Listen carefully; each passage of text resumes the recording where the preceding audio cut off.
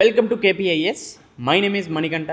నిరంతర సాధన ప్రోగ్రాంలో భాగంగా ఈరోజు మనం ఇంకో ప్రశ్న గురించి డిస్కస్ చేసుకుందాం. సో క్వశ్చన్ ఏంటంటే, analyse the trend of per capita income in Telangana since it's formation. How does it compare with the national average and what factors contribute this trend. So మేజర్గా క్వశ్చన్లో మనకి తెలంగాణ ఫార్మేషన్ అయిన తర్వాత నుంచి పర్ క్యాపిటా ఇన్కమ్ అనే trend అనేది ఏ విధంగా ఉంది, అంటే తలసరి ఆదాయం అనేది ఏ విధంగా ఉంది అని అడిగారు. సో 2014 నుంచి. అదేవిధంగా how does it compare with the national average. So జాతీయ సగటుతో పోల్చుకుంటే దీని యొక్క కంపారిజన్ ఏ విధంగా ఉంది. అదేవిధంగా పర్ క్యాపిటా ఇన్కమ్ జాతీయ సగటుతో పోల్చుకుంటే చాలా ఎక్కువగా ఉంది. సో ఏ విధమైనటువంటి ఫ్యాక్టర్స్ దీనికి కాంట్రిబ్యూట్ చేశాయి అనే అంశం గురించి మనకు అడగడం జరిగింది. రైట్. ఇకపోతే మనం సమాధానం రాసేటప్పుడు ఇంట్రొడక్షన్ని ఏ విధంగా అడ్రస్ చేయొచ్చు అంటే, ఒకటి పర్ క్యాపిటా ఇన్కమ్ తలసరి ఆదాయం, దానికి సంబంధించి అర్థ వివరణ ఇస్తూ చెప్పచ్చు. సో డెఫినేషన్ ఆధారంగా చెప్పచ్చు. రైట్. అది మాత్రమే కాకుండా ఇఫ్ ఇన్ కేస్ మీకు per capita income related formula తెలిసినా చెప్పచ్చు. For example total income of area by total population. Right. ఇది మాత్రమే కాకుండా పర్ క్యాపిటా ఇన్కమ్ తలసరి ఆదాయం అనేది దేన్ని ఇండికేట్ చేస్తుంది అనే అంశానికి అనుగుణంగా కూడా మనం ఇంట్రొడక్షన్ స్టార్ట్ చేయొచ్చు.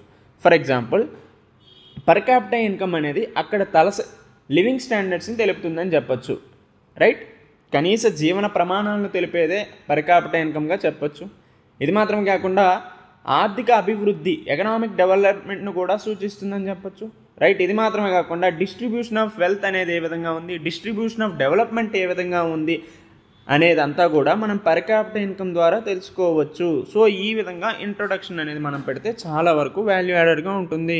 సో ఇఫ్ ఇన్ కేస్ మీకు డేటా ఏదైనా తెలిస్తే దాన్ని యాడ్ చేయండి. For example Telangana per capita income అనేది 3.47 lakh ఉంది అని జస్ట్ ఒక కోట్ చేసినా సరిపోతుంది. ఇఫ్ ఇన్ కేస్ ఇది చేయకపోయినా నెక్స్ట్ బాడీలో చెప్తాం కాబట్టి ప్రాబ్లం లేదు. బట్ ఇంట్రొడక్షన్ అయితే ఇక్కడ పర్ క్యాపిటా ఇన్కమ్ని డెఫినేషన్ చేస్తూ అయినా చెప్పొచ్చు, లేదంటే ఫార్ములా బేస్డ్గా చెప్పండి, లేదంటే పర్ క్యాపిటా ఇన్కమ్ అనేది దేన్ని ఇండికేట్ చేస్తుంది. ఫర్ ఎగ్జాంపుల్ లివింగ్ స్టాండర్డ్స్ అవ్వచ్చు, ఎకనామిక్ డెవలప్మెంట్ అవ్వచ్చు, డిస్ట్రిబ్యూషన్ ఆఫ్ వెల్త్ అనే విధంగా డిస్ట్రిబ్యూషన్ ఆఫ్ డెవలప్మెంట్ గురించి పర్ క్యాపిటా ఇన్కమ్ అనేది సూచిస్తుందని చెప్పండి. రైట్. ఇకపోతే బాడీలో మేజర్గా 3 అంశాల గురించి చెప్పాడు.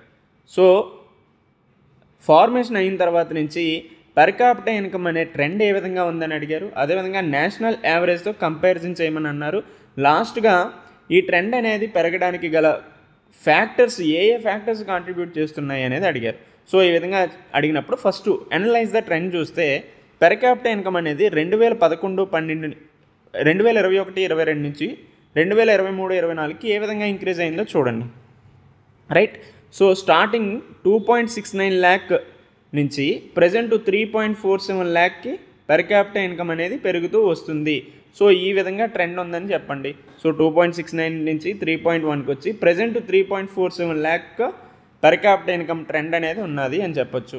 అదేవిధంగా నేషనల్ యావరేజ్తో కంపారిజన్ చేస్తే ప్రజెంట్ నేషనల్ యావరేజ్ అనేది 1.83 lakh ఉన్నది పర్ క్యాపిటా ఇన్కమ్. తలసరి ఆదాయం అనేది ప్రస్తుతం ఎంత ఉందంటే 1.83 lakh. అది తెలంగాణలో అయితే 3.47 lakh ఉంది. సో ఈ విధంగా కంపారిజన్ చేసుకుంటూ ఈ టైప్ ఆఫ్ డయాగ్రామిక్ రిప్రజెంటేషన్ వేసామంటే చాలా వాల్యూ యాడెడ్గా ఉంటుంది. ఇఫ్ ఇన్ కేస్ మీకు 1 mark కూడా యాడ్ అయ్యే స్కోప్ ఉంటుంది ఈ టైప్ ఆఫ్ వేసామంటే. రైట్. అదేవిధంగా యావరేజ్గా చెప్పేటప్పుడు ఎంత శాతం ఎక్కువగా ఉంది నేషనల్ యావరేజ్తో కంపారిజన్ చేసుకుంటే తెలంగాణ పర్ క్యాపిటా ఇన్కమ్ అనేది 1.9 times ఎక్కువగా ఉంది అనేసి ఇక్కడ చెప్పారు. రైట్. ఇది అయిపోయిన తర్వాత పర్ క్యాపిటా ఇన్కమ్ ట్రెండ్నే మనం చూసుకుంటే ఇటు డిస్ట్రిక్ట్ పరంగా అవ్వచ్చు, డిస్ట్రిక్ట్ పరంగా ఏ విధంగా ఉంది అనే అంశం గురించి కూడా మనం ఇక్కడ చదువుకోవాలి. సో మేజర్గా రంగారెడ్డి, హైదరాబాద్ జిల్లాల్లో పర్ క్యాపిటా ఇన్కమ్ అనేది చాలా ఎక్కువగా ఉంది. సో రంగారెడ్డి డిస్ట్రిక్ట్లో అయితే 9.46 lakh వరకు పర్ క్యాపిటా ఇన్కమ్ ఉంది. అదేవిధంగా హైదరాబాద్ డిస్ట్రిక్ట్లో 4.94 lakh ఉంది. సంగారెడ్డి డిస్ట్రిక్ట్లో అయితే 3.22 lakh పర్ క్యాపిటా ఇన్కమ్ తలసరి ఆదాయం అనేది ఉంది. సో ఇకపోతే వికారాబాద్ అదేవిధంగా కొమరంభీం డిస్ట్రిక్ట్స్లో దాదాపు 1.8 lakh మాత్రమే పర్ క్యాపిటా ఇన్కమ్ ఉంది. సో ఈ విధంగా పర్ క్యాపిటా ఇన్కంలో రాష్ట్రంలో చాలా వరకు డిస్పారిటీస్ ఉన్నాయి అని అర్థమవుతుంది. అంటే రీజనల్ ఇంబ్యాలెన్సెస్ ఉన్నాయి అని అర్థమవుతుంది. సో ఈ పర్ క్యాపిటల్ ఇన్కమ్ బేస్ చేసుకొని గ్రాస్ డిస్ట్రిక్ట్ డొమెస్టిక్ ప్రోడక్ట్ అనేది కూడా ఆధారపడి ఉంటుంది. సో రంగారెడ్డి అదేవిధంగా హైదరాబాద్లో ఎక్కువగా పర్ క్యాపిటల్ ఇన్కమ్ ఉంది. సో ఈ పర్ క్యాపిటల్ ఇన్కమ్ బేస్ చేసుకొని అక్కడ జీడిడిపి అనేది కూడా ఎక్కువగా ఉంది. రైట్. అదేవిధంగా మనం ఇందాక చెప్పుకున్నప్పుడు మూలుగు అవ్వచ్చు, అదేవిధంగా వికారాబాదు, కొమరంభీం డిస్ట్రిక్ట్స్లో పర్ క్యాపిటల్ ఇన్కమ్ అనేది తక్కువగా ఉంది. At the same time GDDP అనేది కూడా చాలా వరకు తక్కువగా ఉంది. సో ఇది దేన్ని ఇండికేట్ చేస్తుందంటే ఇంట్రా స్టేట్ డిస్పారిటీస్ ఉన్నాయి. సో రాష్ట్రంలోనే చాలా వరకు ఆదాయ అసమానతలు ఉన్నాయి, ప్రాంతీయ అసమానతలు ఉన్నాయి అనే అంశం గురించి మనకు తెలుస్తుంది. ఇదే విధంగా మోస్ట్లీ ఈ కొమరంభీం డిస్ట్రిక్ట్ అవ్వచ్చు, మూలుగు డిస్ట్రిక్ట్ అవ్వచ్చు, వికారాబాద్ డిస్ట్రిక్ట్స్ అన్నీ కూడా రూరల్ రిలేటెడ్ బ్యాక్గ్రౌండ్గా ఉన్న డిస్ట్రిక్ట్స్.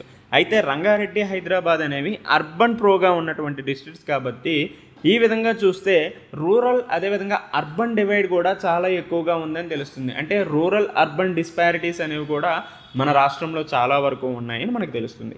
ఇది మాత్రమే కాకుండా most of the industrialisation and urbanisation ఎక్కడైతే ఉందో అక్కడ మాత్రమే అభివృద్ధి జరుగుతుంది అనేది మనకు అర్థమవుతుంది. సో మోస్ట్లీ ఇండస్ట్రియలైజేషన్ అవ్వచ్చు, అర్బనైజేషన్ అనేది రంగారెడ్డి, హైదరాబాదు, సంగారెడ్డి ఈ డిస్ట్రిక్ట్స్లోనే ఎక్కువగా జరుగుతుంది కాబట్టి ఇక్కడే పర్ క్యాపిటల్ ఇన్కమ్ అవ్వచ్చు, అదేవిధంగా జీడిడిపి అనేది కూడా ఎక్కువగా ఉంది. సో ఎక్కడైతే డిస్ట్రిక్ట్ ఇండస్ట్రీస్ లేవో, ఎక్కడైతే అర్బన్ సెంట్రిక్ గవర్నెన్స్ లేదో, అర్బన్ సెంట్రిక్ డెవలప్మెంట్ లేదో అక్కడ ఖచ్చితంగా పర్ క్యాపిటల్ ఇన్కమ్ తక్కువ ఉంది. ఫర్ ఎగ్జాంపుల్ వికారాబాద్ అవ్వచ్చు, మూలుగు అవ్వచ్చు, కొమరంభీం డిస్ట్రిక్ట్స్లో చాలా వరకు తలసరి ఆదాయం తక్కువగా ఉంది. రైట్. ఈ విధంగా మనం ఈ ట్రెండ్ని తెలంగాణ ఎకానమీ పర్స్పెక్టివ్లో పర్ క్యాపిటల్ ఇన్కమ్ ట్రెండ్ని అనాలిసిస్ చేయొచ్చు. అదేవిధంగా నేషనల్ యావరేజ్తో కంపారిజన్ చేసుకోవచ్చు. అయితే పర్ క్యాపిటల్ ఇన్కమ్ అనేది ఒకప్పుడు దాదాపు 1.5 ల్యాక్ నుంచి ప్రస్తుతం 3.47 ల్యాక్ పెరగడానికి ఏ విధమైనటువంటి ఫ్యాక్టర్స్ కాంట్రిబ్యూట్ చేశాయంటే మేజర్గా అర్బనైజేషన్ అనే అంశం, అదేవిధంగా ఇండస్ట్రియలైజేషన్, సో పట్టణీకరణ, అదేవిధంగా పారిశ్రామికీకరణ అనే అంశాలు పర్ క్యాపిటల్ ఇన్కమ్ పెరగడానికి చాలా వరకు దోహదం చేశాయి. సో అందుకనే రంగారెడ్డి అదేవిధంగా హైదరాబాద్ డిస్ట్రిక్ట్స్ చాలా వరకు డెవలప్మెంట్ పరంగా ముందున్నాయి మిగతా డిస్ట్రిక్ట్స్తో పోల్చుకుంటే. అదేవిధంగా సర్వీస్ సెక్టార్ గ్రోత్ అనేది కూడా చాలా ఎక్కువగా ఉంది తెలంగాణలో.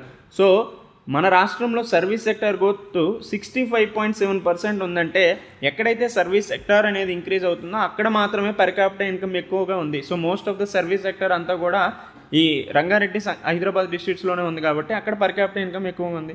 సో అదేవిధంగా ప్రభుత్వం తీసుకొచ్చిన policies after Telangana state form అయిన తర్వాత చాలా వరకు ప్రభుత్వం మెజర్స్ తీసుకుంది. అగ్రికల్చర్ డెవలప్మెంట్ పరంగా అవ్వచ్చు, వెల్ఫేరిస్టిక్ అప్రోచ్ అవ్వచ్చు, అదేవిధంగా ఎంప్లాయ్మెంట్ క్రియేషన్స్లో అవ్వచ్చు, గవర్నెన్స్ పరంగా అవ్వచ్చు, స్కిల్ డెవలప్మెంట్ పరంగా అవ్వచ్చు, ఇటు ఇండస్ట్రియల్ చూసుకుంటే ఎంఎస్ఎంఈ గ్రోత్ అవ్వచ్చు, అదేవిధంగా సెల్ఫ్ హెల్ప్ గ్రూప్స్కి సంబంధించి అనేక అంశాలను తీసుకురావడం వల్ల పర్ క్యాపిటల్ ఇన్కమ్ అనేది ఇంక్రీజ్ అవుతూ వచ్చింది తెలంగాణ రాష్ట్రంలో. సో అగ్రికల్చర్ డెవలప్మెంట్ అంటే రైతు భరోసా, రైతు బంధు పథకాలు అవ్వచ్చు, అదేవిధంగా వెల్ఫేరిస్టిక్ అప్రోచ్ అంటే ప్రస్తుతం వచ్చిన అభయస్థం లాంటి ప్రోగ్రామ్స్ అవ్వచ్చు, అదేవిధంగా ఎంప్లాయ్మెంట్ క్రియేషన్స్, సో ఇటు ప్రైవేట్ సెక్టార్ ద్వారా ఎంప్లాయ్మెంట్ క్రియేషన్ అవ్వచ్చు, అదేవిధంగా గిగ్ ఎకానమీ అనేది తెలంగాణ రాష్ట్రంలో మేజర్ రోల్ పార్టిసిపేట్ చేయడం అవ్వచ్చు. సో ఈ విధంగా ఎంప్లాయ్మెంట్ క్రియేషన్స్ కూడా జరుగుతున్నాయి. రైట్. అదేవిధంగా స్కిల్ డెవలప్మెంట్ని ప్రాపర్గా యూటిలైజ్ చేయడం వల్ల దానివల్ల కూడా ఉద్యోగ కల్పనలు అనేవి అందుతున్నాయి. అదేవిధంగా ప్రభుత్వం యొక్క పరిపాలన సమర్థవంతంగా, సామర్థ్యంగా పనిచేస్తున్నాయి కాబట్టి అక్కడ ఖచ్చితంగా పర్ క్యాపిటల్ ఇన్కమ్ పెరగడానికి చాలా వరకు స్కోప్ అయింది. ఇది మాత్రమే కాకుండా ఇటీవల కాలంలో చూసుకుంటే ఇండస్ట్రియల్ సెక్టార్ పరంగా కూడా చాలా వరకు గ్రోత్ అనేది వస్తుంది.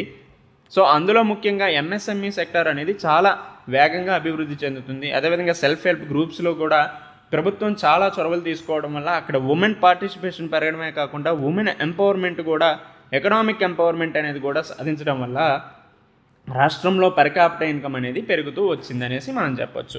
సో ఈ విధంగా చెప్తూనే ఇఫ్ ఇన్ కేస్ ఈ per capita income indicates what అనేది మనం లాస్ట్లో చెప్పినా బాగుంటుంది, మధ్యలో చెప్పినా బాగుంటుంది. సో ఈ విధంగా మనం బాడీని ప్రజెంట్ చేసిన తర్వాత లాస్ట్గా కన్క్లూజన్ మనం ఎండ్ చేస్తే సరిపోతుంది. సో ఏ విధంగా కన్క్లూజన్ ఎండ్ చేస్తాం?